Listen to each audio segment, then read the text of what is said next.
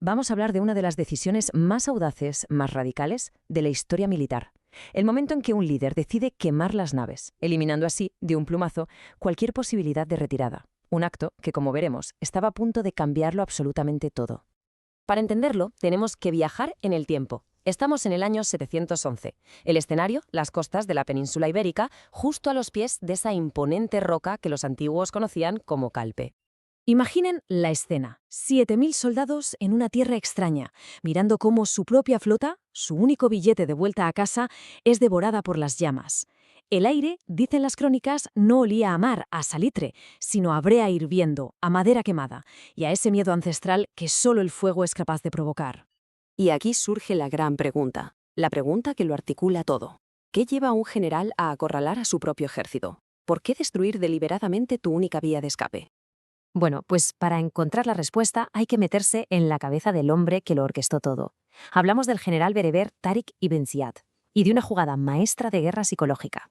Es que Tariq no era un noble, no había nacido en el poder.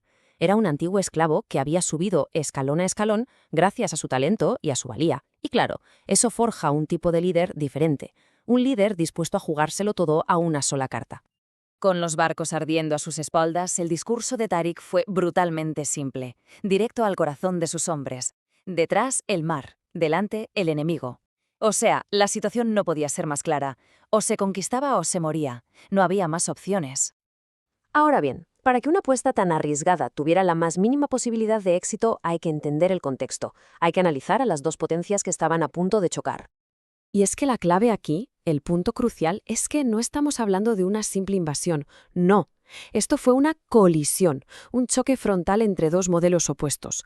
Por un lado tenemos al califato omeya, que funcionaba como una especie de startup moderna, ágil, agresiva, en plena expansión y basada en el mérito. Y por el otro, bueno, pues el reino visigodo era como un viejo gigante, una corporación anquilosada, estancada y carcomida por las luchas internas. Es que el reino visigodo se estaba desmoronando desde dentro. Llevaban años sufriendo de todo, sequías terribles que arruinaron las cosechas, hambrunas, plagas. Y por si fuera poco, una guerra civil latente, con un rey, Rodrigo, que había llegado al poder con un golpe de Estado y cuya legitimidad estaba, como poco, en entredicho. Y claro, este contraste tan brutal entre un mundo en expansión y otro en decadencia se reflejaba, como no, en el propio campo de batalla, en los guerreros. Aquí la diferencia es, de nuevo, de filosofía pura. El guerrero visigodo era pesado. Cota de malla, la loriga, escudo grande de madera y hierro, la espada larga, la espata. Pura fuerza bruta. Y enfrente, el guerrero bereber, pues todo lo contrario. Túnicas ligeras, escudos de cuero, la adarga y jabalinas. Eran la personificación de la velocidad y la agilidad. Es que esto lo resume a la perfección. Un ejército, el visigodo, era una reliquia, un eco del pasado romano, lastrado por el peso de su propia armadura y de su tradición. Luchaban por defender algo que ya estaba roto. El otro, el bereber, era una fuerza ligera, motivada, que no luchaba por defender, sino por conquistar un paraíso que veían justo delante, en esos valles verdes.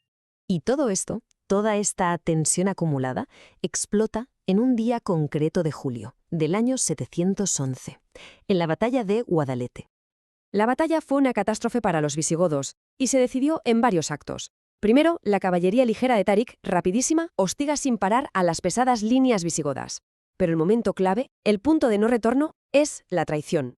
Los comandantes de las alas del ejército visigodo, que eran rivales del rey Rodrigo, simplemente se retiran. Y claro, dejan el centro del ejército completamente vendido, provocando un colapso total. En medio de ese caos absoluto, el rey Rodrigo desaparece. Su cuerpo nunca se encontró. Solo su caballo y una bota de oro. En un solo día, el reino visigodo había sido decapitado. Pero la victoria en Guadalete no fue ni mucho menos el final de la historia. En realidad, fue el Big Bang, el explosivo comienzo de un capítulo completamente nuevo para la península ibérica. A raíz de esta conquista nació Al-Ándalus, una civilización que durante casi 8 siglos iba a transformar la península de arriba a abajo. Introdujeron nuevos cultivos, sistemas de riego, convirtieron a ciudades como Córdoba en el faro intelectual de Europa y dejaron un legado arquitectónico y cultural que, bueno, sigue vivo hoy en día. Y como curiosidad final, el propio nombre del lugar donde empezó todo, Gibraltar, no es más que una evolución del árabe Jabal Tariq, que significa, ni más ni menos, la montaña de Tariq, un monumento eterno a aquel hombre. Al final, todo esto nos deja con una reflexión bastante potente, ¿no? La historia de Tariq parece enseñarnos que a veces, y solo a veces, la única manera de conquistar un mundo nuevo es destruir por completo el camino de vuelta al antiguo. Muchas gracias por ver el vídeo, dejar en los comentarios sobre qué temas os gustaría que hablemos en los próximos vídeos, recordad suscribiros y dejar un like. Muchas gracias y hasta pronto.